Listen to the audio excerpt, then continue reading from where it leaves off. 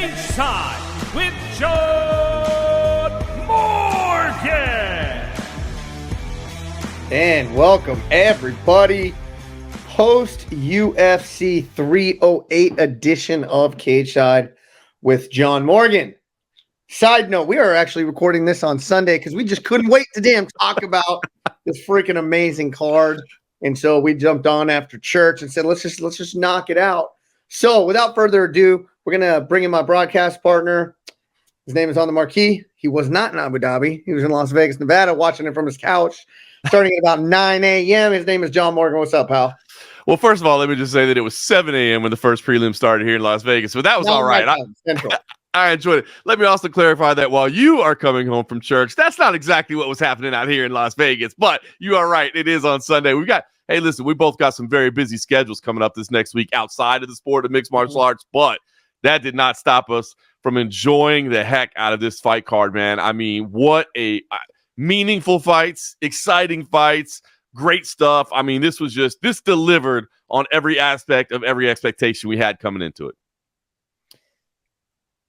I have two words that really describe what happened yesterday in totality. Right. Oh, shit. Literally, I think that is what I texted you, those exact words yesterday. We were definitely like kind of fanboying out in the text exchanges between us, but that just goes to show you how high the quality is and how high the level of what unfolded in Abu Dhabi, because you and I literally have just spent decades of our life observing the sport, participating in the sport, being around the sport, and yet there's still those moments that just get you that you're like, wow, you know what I mean? Like I this blows me away. As Dana likes to say, he's out there selling these holy shit moments, and there were a handful of those on Saturday for sure. If you bought the pay-per-view, you got your money's worth, no question about it. I think there are major, like, the ramifications of let's talk about the Ankalaev fight, the co-main, the main, the ramifications of these top three fights is going to perforate for the next year about just what happened last night. So let's just start at the top, right? Ilia Topuria. And like, here's the crazy part. As great as he looked, I don't know if we can say that was the most spectacular performance of the night. That's how wild this was. That's amazing. But Ilia Topuria knocks out for the first time in Max Holloway career. He knocks him out, and he may not have been unconscious, but he may have. But I mean, it was when you talk about picture perfect, that is what I think of when I see Ilia Topuria. He's almost like a cheat code, right? The technique is flawless. He's in the pocket. Nothing phases him. It's literally like playing a video game. Boom, boom, boom, boom. I mean, it is textbook, and it's beautiful to watch. It really is. I think it was John Anik maybe on the broadcast that suggested maybe he's the best athlete, just breaking it down from an athletic standpoint, the best athlete on the UFC roster. And I think that's so well. I mean, he's got a lot of natural athleticism gifts, but the technique and the timing, boy, that left hand that he threw to finish off the I mean, the torque on it, the way that he said, I mean, everything about it was just absolutely beautiful. And this, I mean, where do you even start? Like, knocking out Max Holloway, 34 fights into a professional mixed martial arts career, facing the absolute best of the best. I mean, Max Holloway's resume is legit a who's who of mixed martial arts, and nobody had been able to knock him out. I mean, this is the guy that's coming off the insane moment of knocking out Justin Gaethje, who was the killer. Korean Zombie, Volkanovski, Yair Rodriguez. I mean, all these people, and nobody was able to touch him. Even going back to, Dustin Poirier, even going back to Conor McGregor. I mean, none of these guys could do what Ilia Topuria did. And let me be clear as well that I did not feel like this was some, rundown version of Max Holloway. No. The Ilia Topuria, like, oh my gosh, Ilia Topuria taking advantage of the over-the-hill blessed Holloway. No, Max Holloway looked good throughout this entire fight. And Ilia Topuria, to your point, a cheat code, man. He's just like one level better than even that, maybe even multiple levels better. This dude, You cannot deny him anymore. You may not like him. You may not like his gangster swagger. Maybe you do. I mean, I know he's been taking out legends, but you can't deny just how damn good he is. I want to speak about Max Holloway first. Okay. He was winning that fight up until that point, right? Arguably won round one. I actually gave him round one. I didn't think the takedown meant anything. He got back up. He landed the cleaner strikes. He landed, he was moving really, really well. Round two, pretty much a rinse and repeat. But in these exchanges, you saw it coming. I don't know if you saw it coming. I saw it coming. And I'm not going to say it's just, I remember the first overhand that Topuria threw.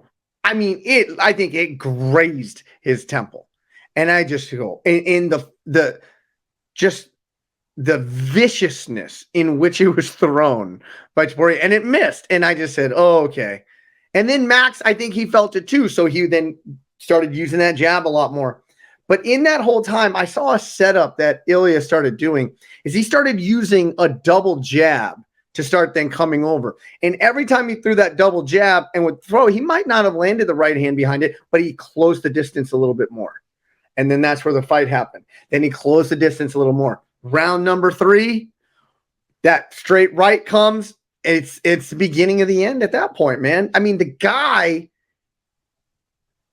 is just, there's no other way to describe it other than he is, I mean, athlete, yeah, of course, but right, Max Holloway is a great athlete too. Everybody's a great athlete. He may be one step above, but that's not where I'm giving him any of the advantages in here.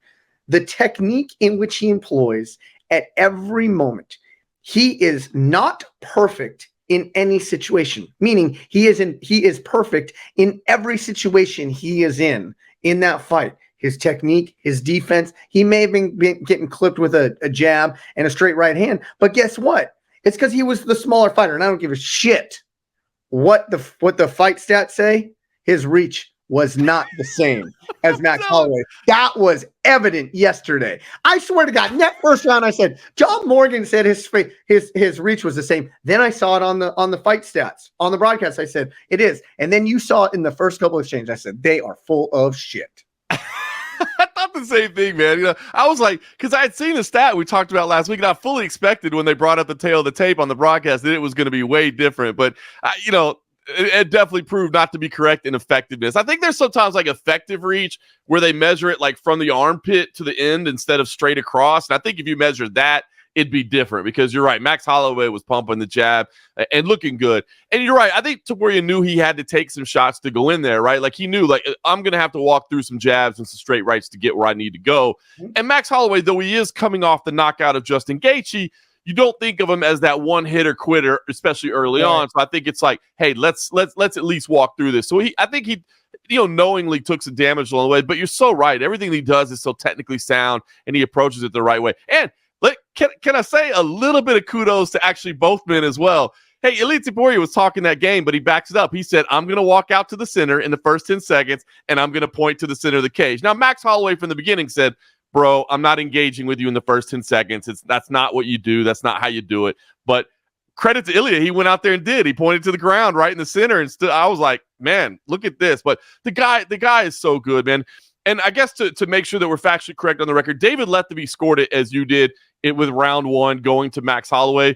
Mike Bell and Min Cartilage both had it 2-0 Ilia Topuria. But very close rounds, right? Very, very close rounds. Like, and to the point that, Max said he thought he was up 2-0 going into it. Very, very competitive rounds. And that leans towards what I was saying early on, that I hope that people aren't going to try to rewrite history, whether it be today or whether it be a month from now, whether it be a year from now, and say, well, yeah, Ilia just beat kind of a shot Max Holloway. I thought Max looked as good as ever. He was fighting smart. He was doing all the things that you talked about he needed to do to be effective in this fight, right? Tell me that Max Holloway wasn't doing every single one of them, right? He's lacing out the jab. He's keeping his range. He's using the teeps to keep things away. He's cutting angles and slipping to the side. But to your point, Ilia was not chasing. Ilia was cutting off, right? And that's the difference. It's that little subtle bit of footwork that sometimes I think people don't necessarily see how incredibly important it is chasing somebody as they move laterally versus cutting them off as they move laterally. And especially when you're that shorter fighter and moving the fight closer into your range. It was beautiful. It was just beautiful martial arts to watch, man. It was a great display. So we know that I'm a fan of pro wrestling. I talk about it a lot here, man. Yep. Me and your boy CM Punk, man, we go way back. Wrestlers do a great job at like telling a story through a match. Right. And I almost view, this is the weirdest analogy, I swear, but I almost think that Ilia Topuria tells a story in his fights. You know, he come out, he points it there. He's like, I'm going to tell a story in the way I'm going to break you down before I finish you. He started with those leg kicks. And gosh, were they vicious. Nasty. Right? Then he started going to the body. And then he finished him upstairs. He told this beautiful story. I'm going to start low. I'm going to work my way up. Bam, right hand, left hook. It's over. He just disassembled him in slow fashion over the course of 2.5 rounds. Like, that's what I really think is like telling the story of what a complete fighter is. He took him down brick by brick. And so everybody's looking at the kill shots, the up high shots. But he was investing. I'm investing low. I'm investing mid. Now it's my time.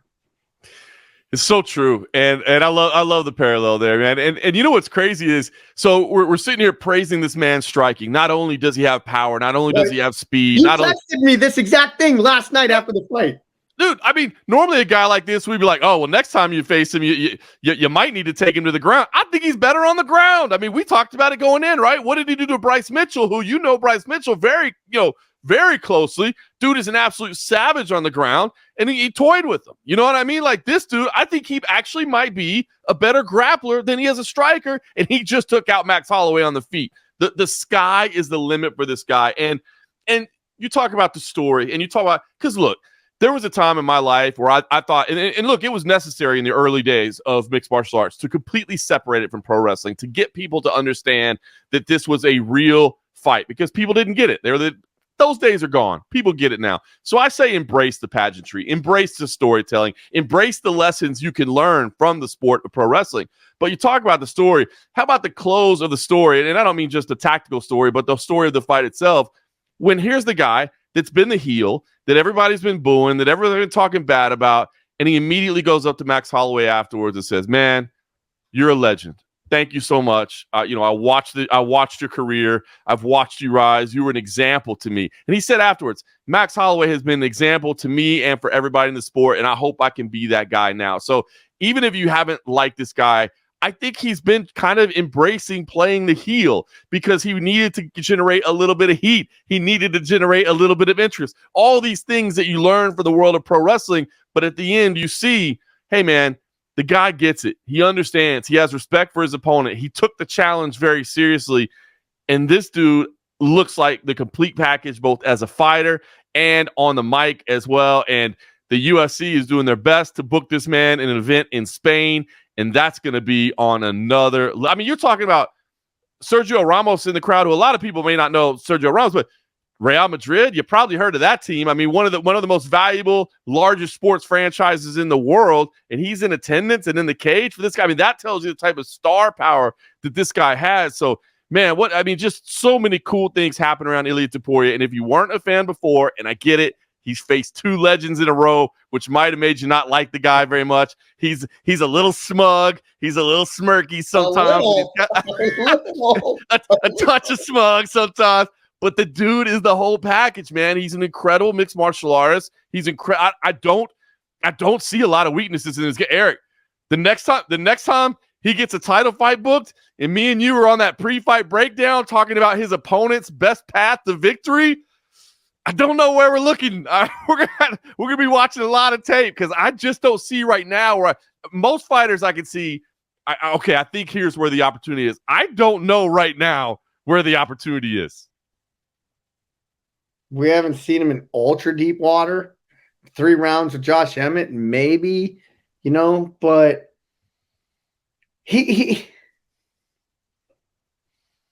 was no-selling every shot he took as well. And that's like the beauty of this, right? it's like not saying like, hey, we don't.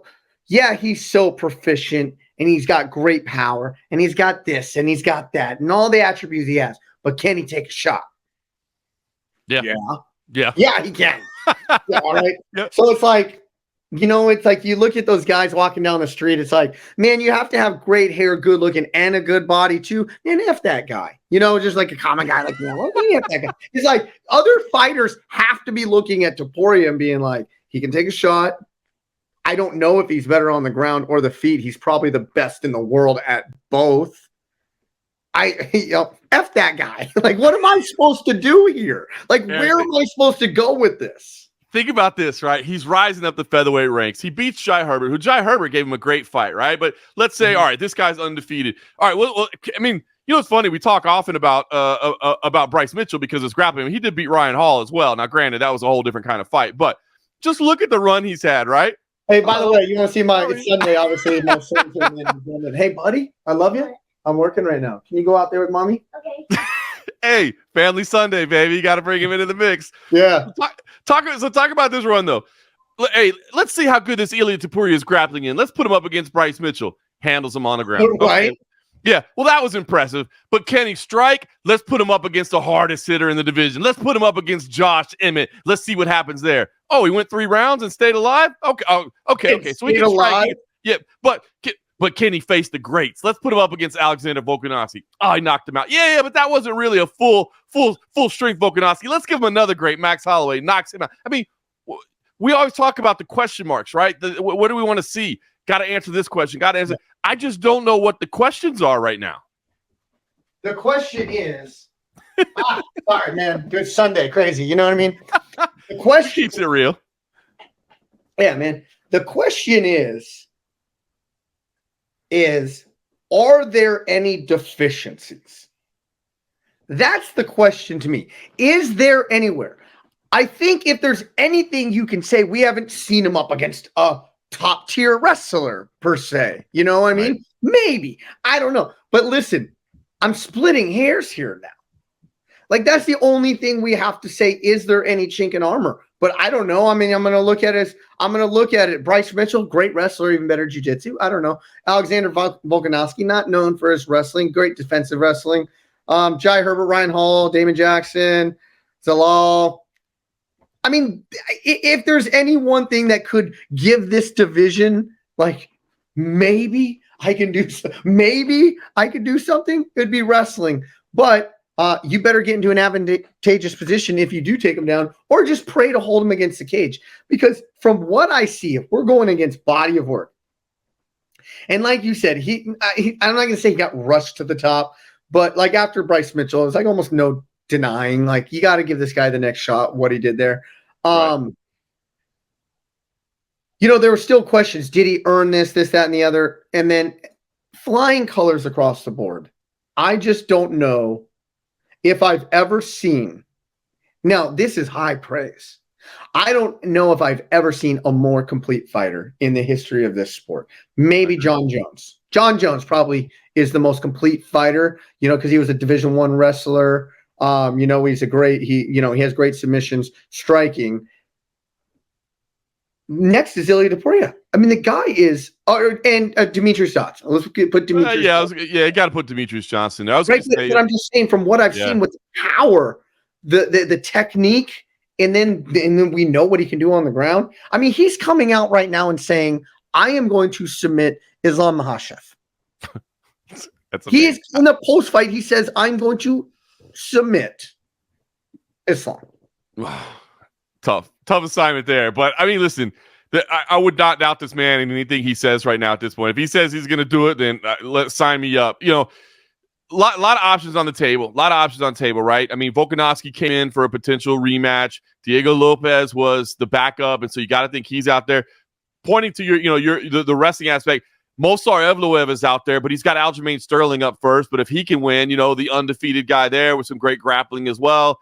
There's options on the table. The other thing maybe, and I mean, now we're talking about complete intangibles. We're not talking about fight IQ or fight things, is, do the trappings of superstardom impact his commitment to his training, to his evolution? Doesn't seem like it. Doesn't seem to be that kind of guy. Seems to get balanced very well. I mean, he has a glass of red wine, the night before weigh-in. A guy that has his whole entire family in the cage, mom, dad, brother, sisters, wife, kids.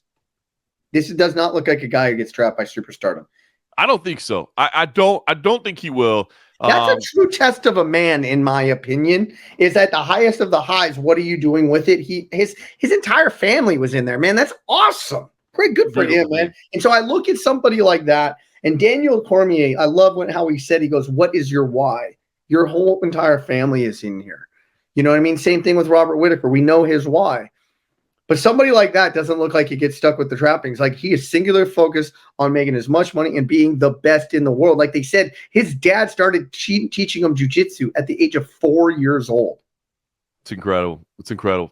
Listen, to me, you cannot give enough praise for this performance. I'm very, very interested to see where he comes out in the updated pound for pound rankings, because I think you've got to have him up there awfully close to top. Number two, well, three? Okay, hold on. I don't want to get on Dana's bad side. I'm going to recuse myself for this. But listen, top three, in my opinion now, any particular order, John Jones, Islam, Ilia. Yeah, I put so I have it now: Islam, Alex, Ilia, Dricus, and John. That's my top five right now. So I put Ilia up at number three. I find it, say it again. So Islam first, Alex Pereira 2, Ilia Topuria 3, Dricus Du Plessis, which I know is the surprising one at 4, but you have to look at the fact that he has wins over 1, 2, and 3 in the division.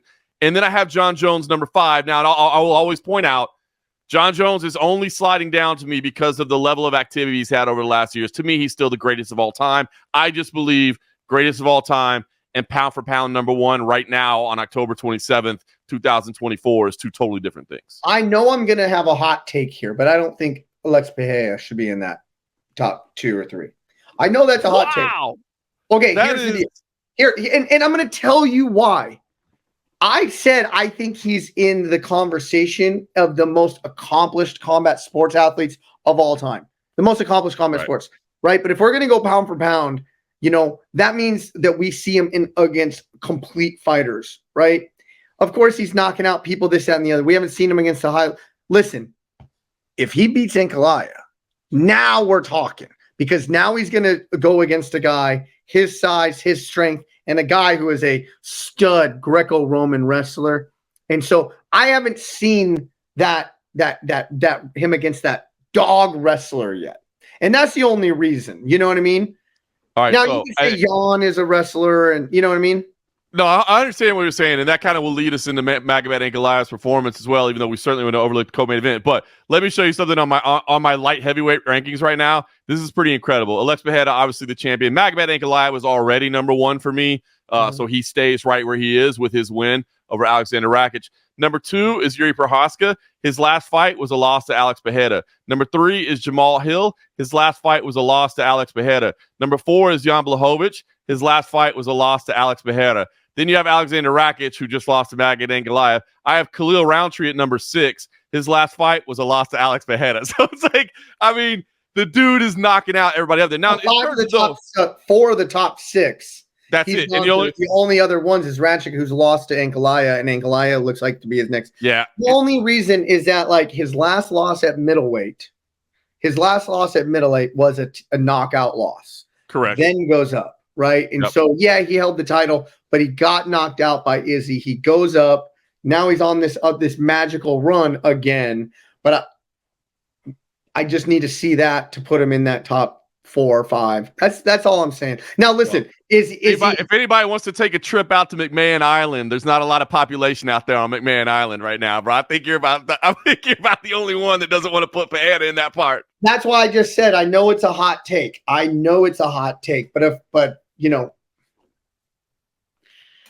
But he could put lights out on anybody. I just haven't seen it yet. You know what I mean? And that's all I'm saying. And that'll get us into the Ankalaev discussion that we are going to have after we talk about Khamzat But right before we get to that, we know what the future potentially holds, for Topuria. Dana has already came out and said it's Volk. Volk earns it. Volk deserves it.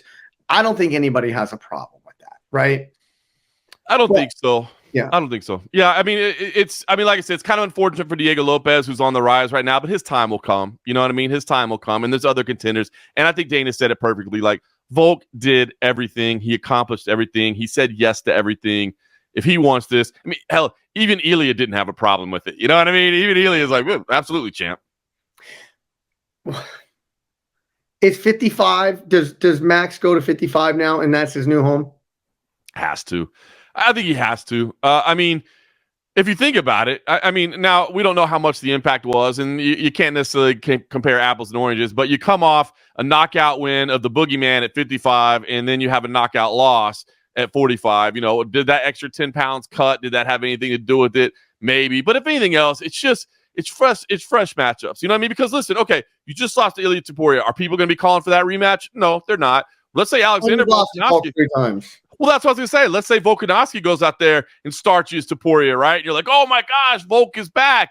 Let's do Max again. Like, you could. They're 2 all-time greats. They're 2 popular people. But there's going to be a lot of people in the division that are going, wait. There's other people in this weight class, as well. And I think fans want to see different matchups too. I mean, fans like seeing fresh fights. Sometimes there's a need for rematches and trilogies. But, with the results that they've had, I know Max wants to get it back, but I can't see the fan demand being there. So if you look at it, I mean, you're a year and a half, 2 years away from even being in a discussion for a title at 145. And we know Max isn't going out there fighting just to have fights. He's going out there fighting for gold. So, yeah, I think you go to 55 for sure. Yeah, okay, let's move to the co-main event because, in my opinion, over the last 3 months, this is the this is the fight that I was most excited to see. And this docket has been slammed over the past few months. But this fight is the one I've been most excited to see. Chimaev and Robert Whittaker. And you know what? I don't know which way I was leaning. I was kind of leaning towards Whittaker getting it done in the later rounds. I was thinking he was going to be defensive-minded enough to weather that first, early, second storm. And then he was going to start turning it up in the third, fourth, and fifth.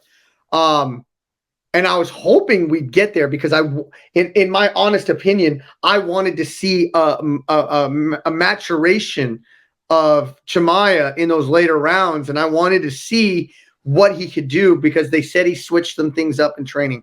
He's not just he's living in Abu Dhabi now. He's not in Switzerland all the time anymore. He's not training to exhaustion. Like they said, he's being a lot more diligent in training. So I was thinking that was going to pay dividends like further down the line in the later rounds. But they asked him and they said, hey, have you been working on your cardio late in rounds? He's like, no, I plan on finishing them early. And sure as shit, he goes out there and does it. And you sent me a text. I just wrote, oh, wow. Or, it was explicit what I wrote in my text to you. And you said it's crazy. He doesn't even set up a shot. Right? I mean, we talk about that all the time. Like, dude, like you got to say, he comes out the gate. You already know what's coming. You already know what's coming, and he doesn't even bother to try to trick you. There's no play action pass in there. You know what I mean? He's coming straight at you. Like it's smash mouth football right down the throat, and he takes a shot. But the speed and the level change that he has, I mean, obviously, you're the black belt, man. You understand at a high level how difficult what he does is. And this was both I'm torn on this performance because it was an amazing performance. I am a Khamzat Chimaev fan. I think this guy, I mean, obviously some of the superstardom may have washed away just by the fact that he's been out. But he's back. It's back. Just like that, it's back. So I was wanting to see a performance like this.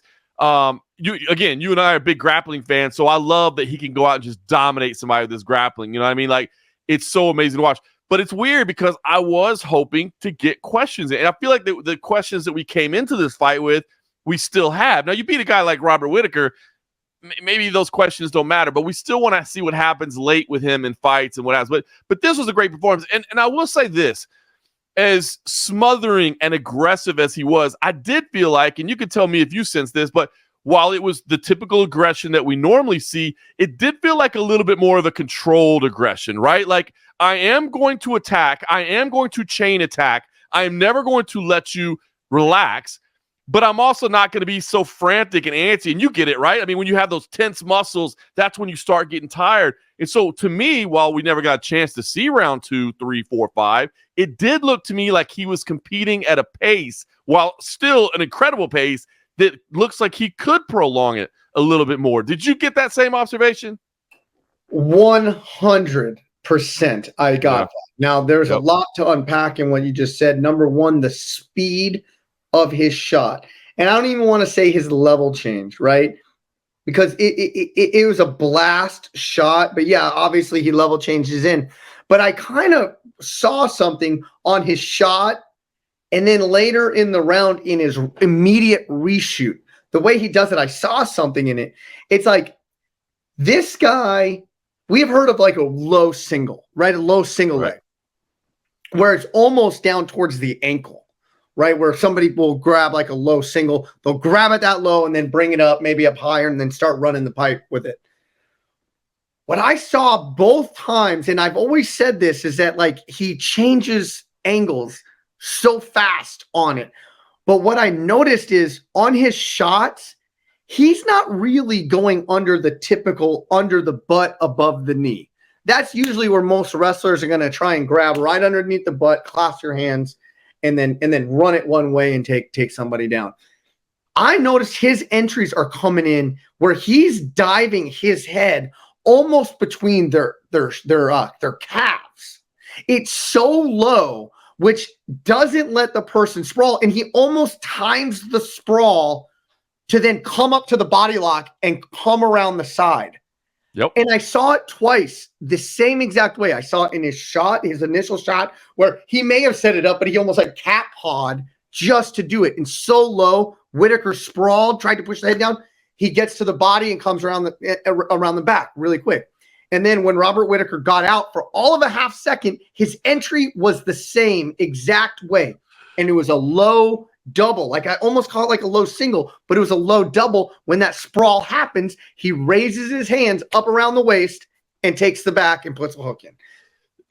But it's lightning fast. You almost have to like slow it down to watch that. It's like this beautiful poetry in which he's doing that. It is a double leg. He's double legging somebody, but it's almost so untraditional of a double leg. You don't even you just say like, he must have double legged him.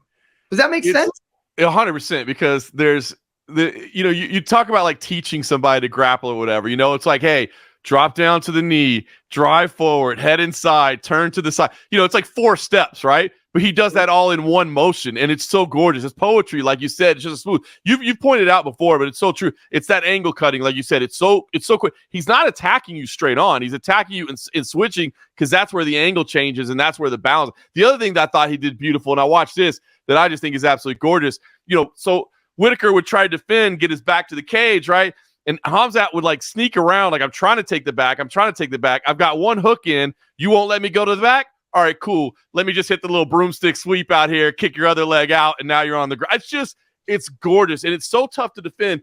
And Robert Whittaker, my goodness, was doing everything right in all these difficult situations, right? But you touched on it, like the one time he got free. Can you imagine how mentally frustrating that must be to be like, I finally got free from this guy. I did everything right. All the years of jiu-jitsu, all the years of grappling that I have learned, I got away from this guy. Yeah, boom. And then he's right back in on top of you. Like literally the second you think you're free, he's right back in on top of you and you're down. It's unbelievable. It's maddening. And I'm just, the ceiling is back. And like you said, man, the waning superstardom, the waning support maybe that wasn't there, I feel like it's got to be right back there as well. And I mean, gosh, we haven't even talked about the end of the fight yet. I mean, that was and we'll get there, because I do want to go to the pace that he set. Yes. He set a very high pace, but it was very controlled and it was calculated. Like obviously he's always been calculated in the way he's done stuff and yada, yada, yada. But to your point, like when Robert Whittaker was staying like this on one knee, he's like, you know what, guess what? I'm going to kick that leg out. I'm going to switch my body around to now open up the other side of the back. And it was this chess match back and forth. And he was almost letting in my opinion, he was almost letting Robert Whittaker get that defense back again to then do it again, keeping him off balance. And I'm going to keep him working while I'm just driving pressure down. That doesn't take a lot of effort to drive that pressure down. I mean, that's why staying on top is so easy, because you know what? Like, let's just say I'm in side control. I need pressure only here. I don't need to use my whole body. I just need to use my shoulder, or I just need to use the crossface on that. And this is what Khabib did so beautifully all the time. He would hold that body lock and he would just drive it straight forward so you couldn't stand back up. And he was only using his weight. And that's what Chimaev was doing. And then when Robert Whittaker was scared that back was going to, or almost had the back taken, he would change the defense and Chimaev would be like, all right, I'm going to make you work again. And he kept on flip-flopping it on him. It was just, it led me to believe he is different. There is a difference in him now. And I'm not just talking about the hairstyle. That speaks volumes to me too. Like there's a transformation in him as well.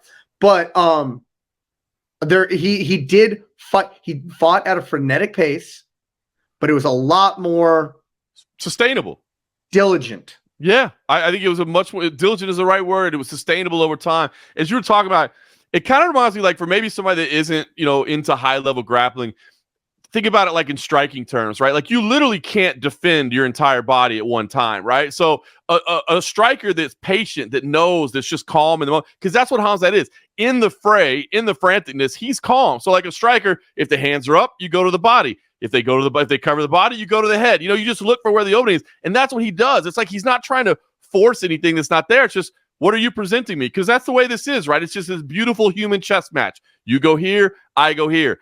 I bait you to go here because I want to go here. You know what I mean? It's just, and it's just his mind is working at this higher level. It's like he's able to operate within that. It's so fun to watch, man. It's so exciting. So I was leading us on this journey because I did see it, of the switching of the position, right? Okay, you're defending my back take here with the fence. I'm going to go this way. I'm going to let you almost defend it before I jump all the back all the way. Right. I'm going to go back here. I'm going to let you defend it. I'm going to go back here. I'm going to let you defend it. I'm going to go back here. Bam! I'm not going to let you do it this time, because he got, in my opinion, and this is where I saw the transformation, he got Robert Whittaker into this pattern movement. Pattern. Everything was with a pattern. Bam! It wasn't a pattern. He jumped the back fully that time and then stretched him out. He tried it one time earlier that way, and Robert Whittaker got out. He made the fine-tuned little adjustment after he got the reshoot, got him back, pattern. This time he didn't get out. I thought it was beautiful. Beautiful observation. It really was. And I think the other thing that finish truly speaks to is that when you get in that position, just squeeze. Just give it a squeeze. Maybe you don't get it exactly the way you want it. You know what I mean? Still to this moment, what that must have felt like. I mean, when you see Robert Whittaker and you know the amount of wars and battles and insane moments that dude has been through, there's a difference. I've seen this in certain situations over the years. There's a difference between tapping out sportsmanlike to tapping out to self-preservation. You know what I mean? There's a big difference, and you could see it. When he went to tap, first of all, obviously, we both knew watching, like, the choke's not even in, but immediately something is wrong because you don't tap in that nature. It was frantic. Exactly. That self-preservation is in there. You knew something was wrong. And then obviously, if you've seen the picture, it is disgusting. If you haven't, don't seek it out. Don't go look at it. Don't go look for it. It's disgusting and it looks painful. And imagine the man's jaw is going to have to be wired shut. But he said his jaw. I read that his jaw wasn't broken. It was just like, so I know this happened to somebody that I know. He didn't break his jaw, but he actually, not sure if this happened to Robert Whittaker. I suspect, but you actually break your gums. Wow. Where it like splits. So it's your jaw isn't broken, but it like it split your whatever that is in there, where it splits your teeth apart. Ugh. And I mean, I think you still got to get wired shut. It's almost essentially like a jaw, but it's not your jaw. But if you want to talk about like, Connor's a wuss, he tapped to face pressure, or who else just did that? There was somebody just recently that tapped to like face pressure. Was it Izzy? Might have been. Yeah, you might be right. Yeah. I forgot. There's somebody recently in a high-level fight where it's like when that comes across, and here's the crazy part, is before it was even latched up here, it was just, so I happen to think it was like right on the attack, like right there. The pressure just hit it, must have hit it just perfect and so strong that it just. Yeah, I see, I see some, there were people, he panic tapped or whatever. Like, God, bro, he's been in that situation 10,000 times. You know what I mean? In training. Now, granted, it's a different. That's somebody who's never trained a day in their life. Exactly. When you read that, I'm like, come on, man. What are you talking about? But yeah, it is unfortunate, man. Whittaker is an absolute legend of the game, and like you said, hopefully the jaw isn't broken. But I think, as you said, the repair is still going to mean some wiring and some difficult times. Like, that's not a fun recovery. But it is something like I do see it a lot in jiu-jitsu where guys, they get on the back and they're really trying to slice it in. It won't, like, dude, just if you got some pressure on that chin, on that neck, I always say just put a squeeze on it. See what happens. You might be surprised. A lot of times they're going to give it to you because it's so much pressure. Exactly. So it doesn't have to be perfect. You're trying to blade the arm through and get it through just right. But even if you don't have it perfect, just see what happens. And I just watched it back to see if he kind of punched it through, and that's where it happened. And that's not what happened either. Like, I literally think he just got that. Let me try and get it here. That blade right there. That blade. Yep. I think it just right when he threw it through, I think it just cracked him. And that arm came up right there and it just broke. And that's when the tap happened. Because Chimaev wasn't even here yet. Right. He was still here when it was being right. tapped. And that's what made me believe that blade. And then I can even feel it right there, that pressure that came like that. That's what I think did it. And at first I was like, what in the hell was that?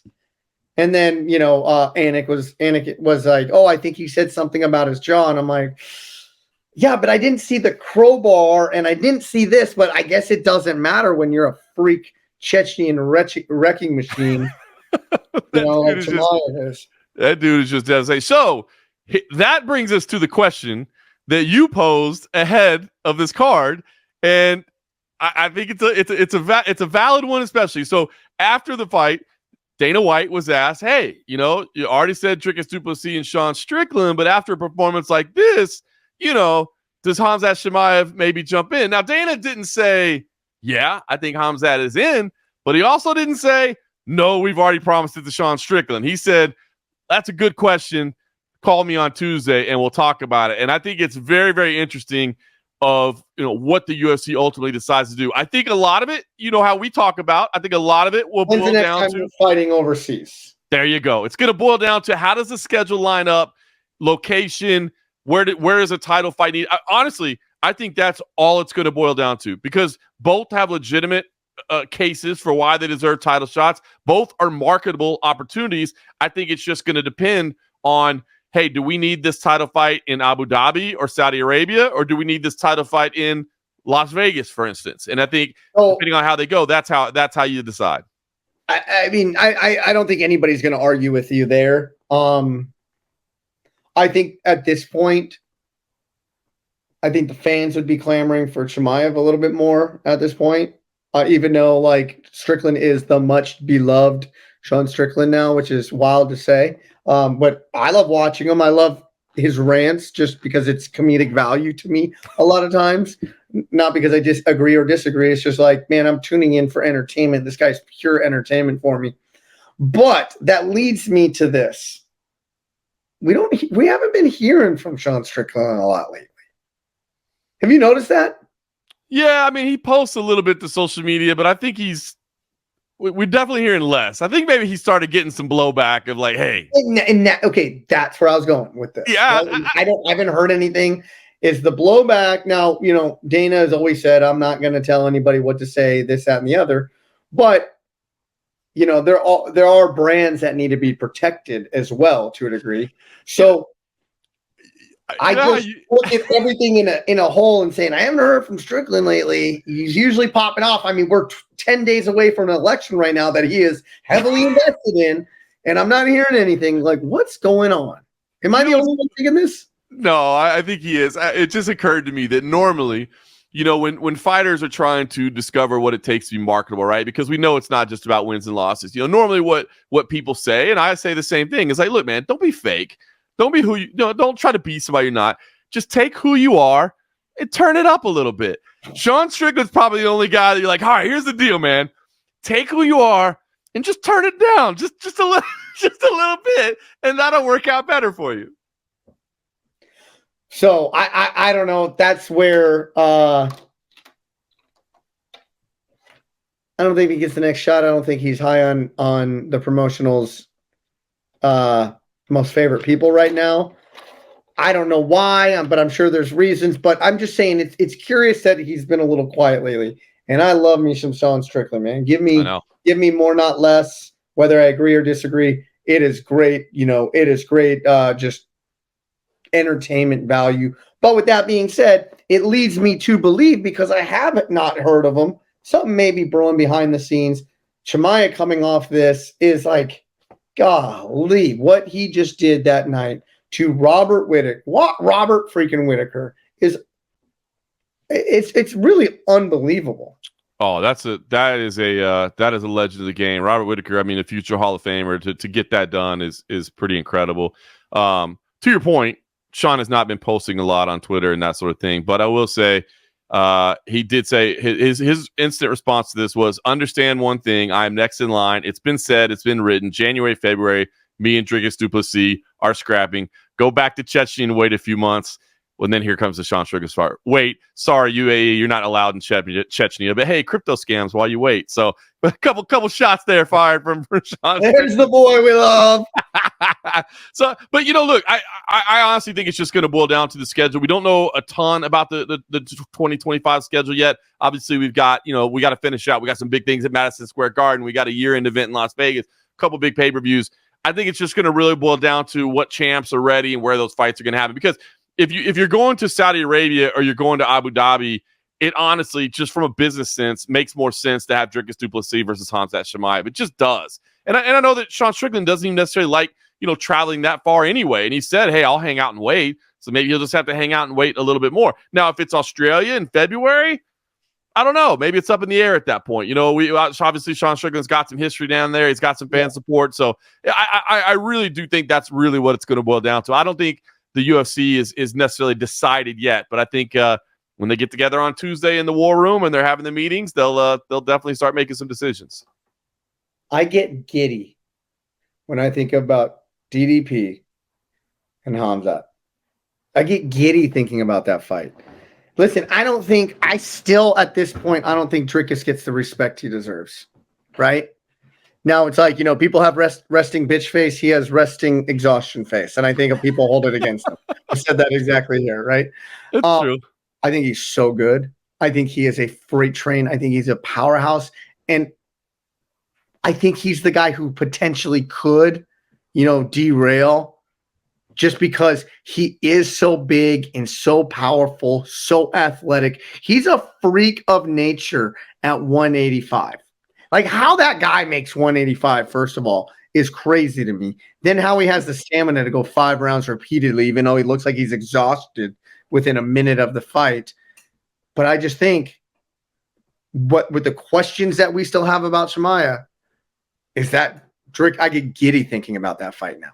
But I was giddy thinking about Robert Whittaker too. I mean, so I thought Robert Whittaker, I said the same thing about Robert Whittaker as I'm saying about Dricus right now. So who knows? I love it. It'd be a great fight. Dricus, I think Dricus, kind of like to talk about. He's a big, strong, good looking dude with a nice head of hair.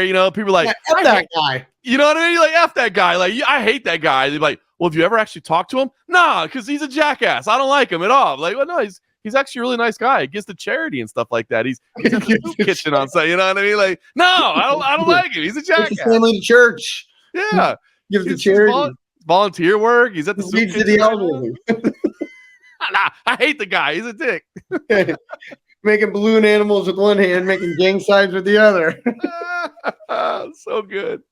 Yeah. Well, I'm anxious to see where the UFC takes this. Me too. The beauty of this is there are options that we are going to be happy with all of them. But if you're going to ask me, what would you rather see? I'd rather see DDP and Chimaev right now. But it's a what have you done for me lately business. You give it one more news cycle, one more pay-per-view, then the machine will happen. And that's why they're beautiful. That's why Dana White is so smart. I'm not making fights tonight. You know, I need to make that news cycle click over one time. That's it. I'm kind of with you though right now. Right now. If you ask me to choose one, it'd be Khamzat. But you're right. It's until he'd be jumping from like 13 to title shot, and I don't think anybody would bitch and moan about it. Not at all. I'll be anxious to see where he comes out in the rankings as well. I've got him 4. So we'll see. We'll see where he comes out. I've got Sean, Izzy, Nasruddin, and then Khamzat. So we'll see where he comes out in the rankings this week. As long as our votes still matter before the AI kicks in. Yeah, I mean, we've been talking to Zuck. You've been be out of work, man. I'm telling you, it's coming soon. All right. Ankalaev looks like it's undeniable now. Undeniable. It's undeniable. And it's interesting because I thought I didn't think this was his best performance by any stretch.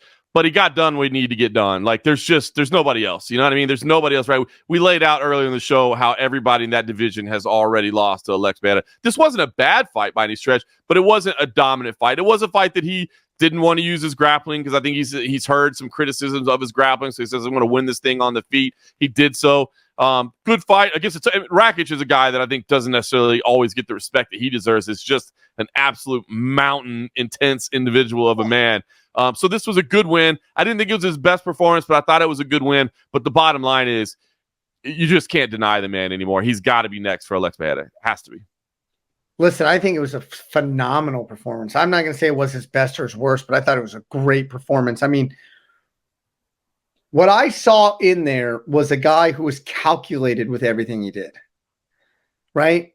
I mean, if you looked at Rakic, the kicks that he was throwing at him, he was throwing so much, just ferocity at Ankalaev early, and boom, boom. And then I think he got his reads, implored him in round 2, and then just dominated in round 3 with him. So I think I look at it as like, this was a very smart performance. I mean, I think to get that, Alex Bahia hype train going, you wanted somebody to take him down and just smash him out. Yeah. To really get that hype train going. But I looked at this as like, one, he wasn't giving it. He did not give Alex Bahia anything. You look at football teams that have a great opponent 2 games from now, so they're not going to give him anything on film the game before, right, if they know they're going to win. That's the way I looked at this fight, is that he didn't give Alex Bahia anything to game plan with. And so he went in there beautifully and he says, listen, I'm going to take another striker who's 6 foot something, long, powerful, everything. I'm going to get in his face. I'm going to pressure him, and I'm going to win the fight without giving any game plan away. It's my opinion. That's actually a good observation. It felt like a very mature performance. It felt like a very, again, I don't want to say not taking risks, just stepping in there is a risk, you know what I mean? But it just felt like a workman-like performance. And I kind of like what you're saying. I guess, but you're 100% right. I guess I just felt like, they already took the shot from you once and they gave it to Khalil Roundtree. Like, don't you got a little chip on your shoulder? Don't you want to go in there and you want to show them that, show the world that they messed up?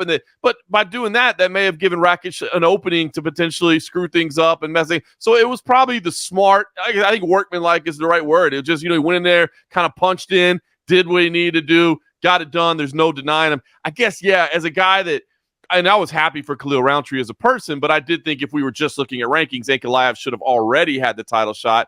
I guess I wanted to see more of just an absolute stamp on it. He didn't do that, but he did look good, and he did prove that he is the number 1 contender in the world right now.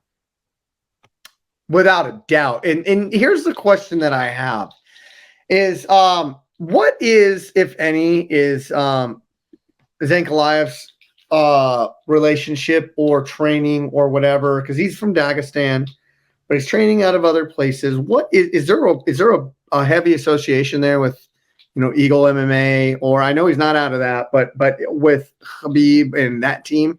Not that I'm aware of. I don't believe so, to be honest with you. I don't think they may have cross-trained and seen each other a little bit, but I don't believe that there's any involvement. I've never seen them working together. Now that doesn't mean that they don't when they're over there in the country. That it's not a huge country, but not that I'm aware of. No.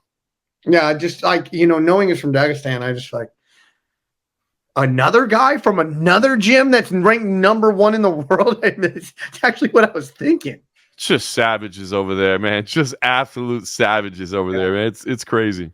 But workmanlike, I think, is the best way to describe it. And I think smart, calculated, and he's gonna, I guess, just keep, in my opinion, guessing. Like, that's what I took out of it. Like, in the moment, I'm like, he is not giving anything away. He's not going to give any of his entries away. He's not going to give his Greco-Roman away. He's not going to give any of this. And I think that is tremendously smart. It's a great point, because there's absolutely no way in the world he's going to go into a fight with Alex Bejeda and the game plan is going to be, you know what, I bet I can outstrike this dude. You know what I mean? Like, now, granted, you may think, well, I can't be fearful. Yeah. Oh, I mean, scary though, man. That dude can put your lights out. You make one mistake and you can pay for it. So. He's a southpaw too, which means that front leg kick is a little bit harder to get to as well. Just throwing it out there. This is true. Well, we were going to get a chance to break it down, because has to be the fight. There's no question about it. That's the fight you make next. By the way, I don't know if you got to see the post-fight press conference. I know we've both been very busy leading in, but I did love the fact that it had nothing to do with this card. But Dana White was asked about Merab Dvalishvili. And, of course, Sean O'Malley's been going for a rematch. Merab's been saying he'd be down for a rematch. And Dana White said, no, Umar's next. And that fires me up, because you and I both, man, we were saying that, hey, that's a fight on paper that I want to see as much as any other fight in the sport right now. So sounds like we're definitely getting that one at some point down the line. Got plenty of time to talk about that. But I love that little nugget of information, because I love the way those two guys match up. No, 100%. And O'Malley's on the shelf for the next 6 months. So, it is what it is at that point. But yes, I did see that. What I also did see is, to bring us to our last topic of the day, which may be the most controversial, is an ongoing feud. I don't even know if it's a feud. I think it's complete honesty. I'm not saying Dana White is right, wrong, or indifferent. But he's going to ask, what Dana's going to do is he's going to answer questions that media throw at him. Media threw at him Francis Ngannou. You want to you want to set the table for us, Mr. Morgan? Yeah, obviously Francis Ngannou is done some interviews in the post fight since his win in PFL, and has just kind of said that, hey, I think Dana is upset because he lost. You know what I mean? And he lost in this situation, and I don't know why he can't let things go. He actually came out and said, Dana actually owes me some money, which I don't know what I haven't heard those accusations before, so I don't know really what the base of that is. Just basically just saying that Dana needs to let it go, and that, I bet Dana is praying for my downfall every day because he wasn't able to control me and get what he wanted out of me. But he just needs to come to reality that I won in this situation. He needs to let it go. And as you can imagine, Dana didn't take too kindly to words like that. Dana's a comedian too. Dana has great comedic timing. He does. First off, when have you ever heard, even at our lowest point when we were hemorrhaging money, that we didn't pay somebody?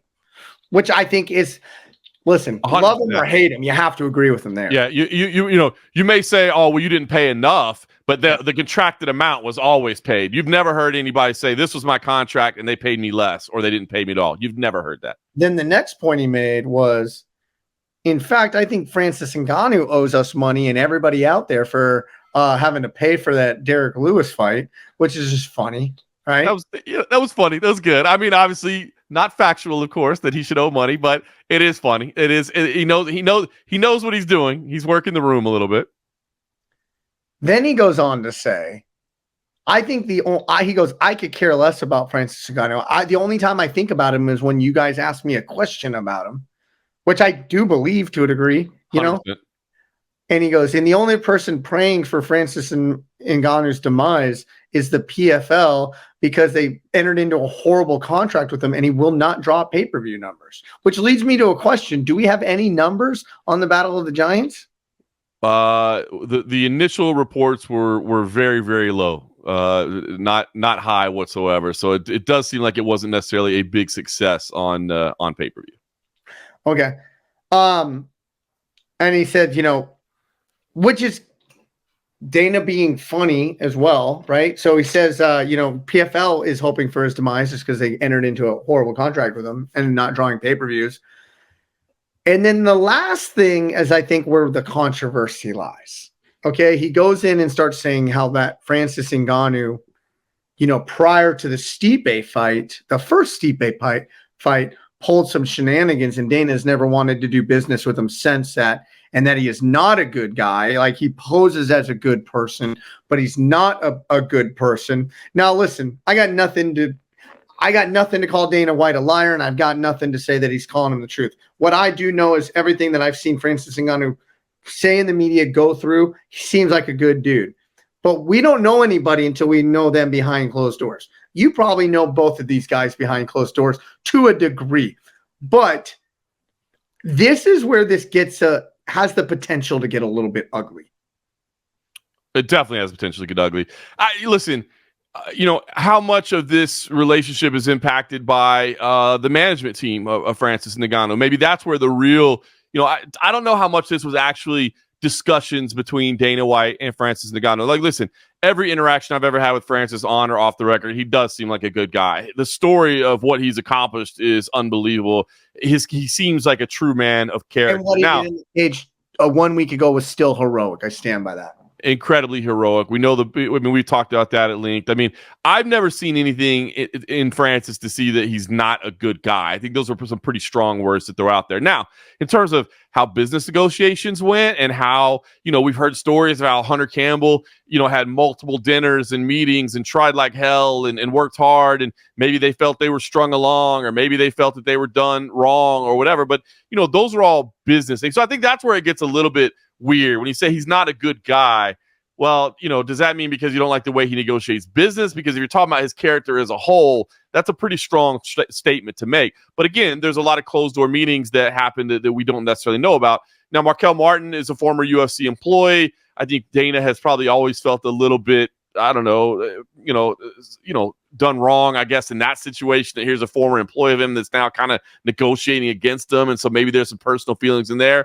To me, it's always seemed like a business relationship. Everybody has to negotiate what's best for them and their company. I do believe, where it seems like Dana White has never been offended by that either. No, it's like he gets the deal done. But like saying this, it brought in a little more personal, which I've never seen out of it. That's why I just say it in that regard of what you're saying, is this is where it has the ability to get a little bit dark. It does. And that's why I think when Francis was like, I'm sure that Dana's praying for my demise or whatever, like, I don't think, again, I do think that Dana, once somebody's gone, it's just, they're gone. Now, if you get brought up and they talk about like he's going to go against you, I mean, he's always said, if you want to be my friend, I'll be your best friend. If you want to be my enemy, I'll be your number one enemy, and I'll try to bury you. And so at this point, I think the lines have been drawn, and that's what you're going to get. But PFL's not doing itself any favors with this either, though. Not especially. I mean, there's some things that have gone wrong with PFL. Don Davis did kind of dirty the other day when, he was asked a question in speaking with MMA Fighting about, what kind of fight he would watch in his favorite fight, and he came out and said, look, I'll be honest with you, I don't watch fights for fun. I watch fights for business. I'm researching. So it's hard for me to say what fight I would watch for fun. And then people took that and said, he doesn't even watch fights. He doesn't even know the sport. And it's like, well, that's not really what he said. What he said is he doesn't watch it for enjoy. So there's a lot of things going on. There's been a couple little things. The Kayla Harrison, we have the number one heavyweight. There's been a couple things in the past couple weeks that is just, I look at Dana White like I look at the stories we've heard about Kobe Bryant, the stories we've heard about, Michael Jordan. And I took that personal. And that's all I needed. Yep. I put them almost in that competitive category. So he takes that and he's like, man, I'm gonna drive it down their effing throats now. Like, I just see them at that type of guy. I'm telling you, it's 100% how Dana White operates. I mean, I've literally heard those words come from his mouth. He said, look, and not talking directly to me, but just talking about his theory on things. And it's true. If you leave them alone, like, they really do want competition to be out there. Like, it's good. The UFC can only put on so many events a year. There can only be so many developing fights and opportunities for the sport to grow and athletes to develop. They really do want other organizations to exist and to be successful out there because it's good for the sport as a whole. So, if you want to coexist peacefully and have some, like, let's go for it. But if you want to come at me, I will destroy you. And that's kind of the way he looks at things. So, I think with him and Francis Ngannou, it's personal right now. And I don't think that they're ever taking shots at Dana White or the UFC. It's just he's grabbing what he needs to grab. And I think it's, antagonizing? Antagonistic journalists. Yeah. That want that. They want that clickbait. So they're going to bait Dana. They're saying, he said this.